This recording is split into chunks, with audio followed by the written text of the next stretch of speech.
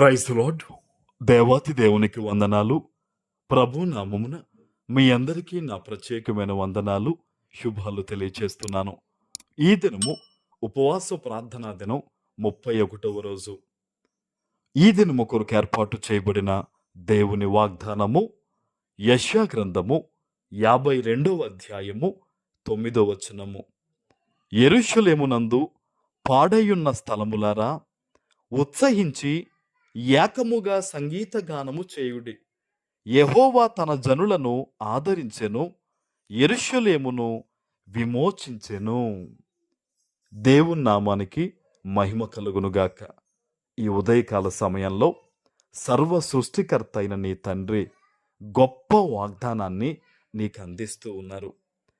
ఏ ఇబ్బందిలో నీ ఉండి, ఏ పరిస్థితి నిమిత్తం బాధపడుతూ దుఃఖపడుతూ నేను పాడై ఉన్నాను, నా స్థితిగతులు దెబ్బయిని, నేను నలగొట్టబడి ఉన్నాను అని చెప్పేసి ఎవరైతే బాధపడుతూ ఉన్నారో దేవుడు పేరు పెట్టి పిలుస్తున్నారు. యెరూషలేమునందు పాడయున్న స్థలములారా, ఉత్సహించి ఏకముగా సంగీత గానము చెయ్యండి. ఈ రోజు నుంచి ప్రభు చెప్తున్నాడు, నువ్వు దేవుణ్ణి ఘనపరచు, దేవుని యందు ఆనందించు, సంతోషముగా దేవునికి కీర్తన పాడు అని ప్రభు నీకు సెలవిస్తున్నాడు. దేని నిమిత్తమో తెలుసా? యెహోవా తన జనులను ఆదరించెను. హల్లెలూయా. దేవుడు నిన్ను ఆదరించబోతూ ఉన్నాడు. ఆయన ఆదరించడం అంటే నీ బాధంతా తొలగడం. ఆయన ఆదరించడం అంటే నీకు ప్రేమ దక్కడం.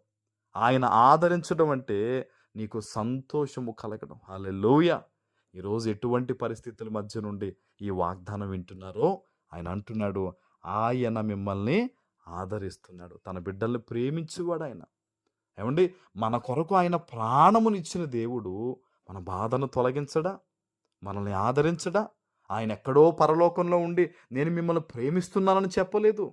పరలోకపు మహిమను విడిచిపెట్టి దీనుడిగా ఈ లోకమునకు వచ్చి మన కొరకు దారిద్రాన్ని అనుభవించిన వాడు. ఈరోజు ఆ తండ్రి చెప్తున్నాడు, నీతో సర్వశక్తివంతుడు నీకు వాగ్దానం ఇస్తున్నాడు. ఆయన అంటున్నాడు, యెహోవా తన జనులను ఆదరించెను, యెరూషలేమును విమోచించెను. హల్లెలూయా. ఆయన నిన్ను విమోచించబోతున్నాడు. మన విమోచకుడు ఆయన, మన రక్షకుడు, మన కాపరి. ఆయన అంటాడు కదా, నేను గొర్రెలకు మంచి కాపరిని, మంచి కాపరి తన గొర్రెల కొరకు ప్రాణము పెట్టును అని. ఈరోజు నీకు ఒక గొప్ప కాపరున్నాడు. నువ్వు అనుకోవచ్చు, నేను చాలా ఇబ్బందుల్లో ఉన్నాను, చాలా ప్రాబ్లమ్స్లో ఉన్నాను, లేదా నేను అనుకున్నది ఇంకా దొరకట్లేదని అనుకుంటున్నావు. కానీ నువ్వు దేవుని సన్నిధిలో ఎప్పుడైతే ప్రభువా అంతా నీ చిత్తము నాయన, ఏం చేసినా నేను నీ మీద ఆధారపడతానయ్యా, నీ నీతిని తప్పనయ్యా, యథార్థతను విడిచిపెట్టనయ్యా, నేను పాత రోత జీవితం వైపు వెళ్ళనయ్యా, నీకు అప్పగిస్తున్నాను ప్రభువా అని సమస్తము ఆయన మీద ఆధారపడిపోతావో ఆయన ఒక ఉన్నతమైన భవిష్యత్తు నీకు ఇస్తాడు. ఒక మంచి మార్గాన్ని నీ కోసం ఏర్పాటు చేస్తాడు ఆయన. ఇశ్రాయేలీయులు ఎన్నిసార్లు దేవుణ్ణి ఇబ్బంది పెట్టిన ఆయన ఎంత తట్టుకున్నాడండి. ఈరోజు మనం కూడా మన జీవితంలో ఎన్నోసార్లు దేవునికి దూరమై ఉంటాం, పారిపోయి ఉంటాం, మాటిచ్చి తప్పుంటాం. అయినా దేవుడు మనల్ని ప్రేమిస్తున్నాడంటే మనం ఎంత అదృష్టవంతులం ఆలోచన చేసుకోవాలి. ఈరోజు ఎక్కడి నుంచి ఈ వాగ్దానం వింటున్నావో నీ తండ్రి నీతో చెప్తున్నాడు. ఆయన నిన్ను ఆదరిస్తున్నాడు, ఆయన నిన్ను విమోచిస్తున్నాడు. గనక నువ్వు ఈ దేనికి భయపడొద్దు.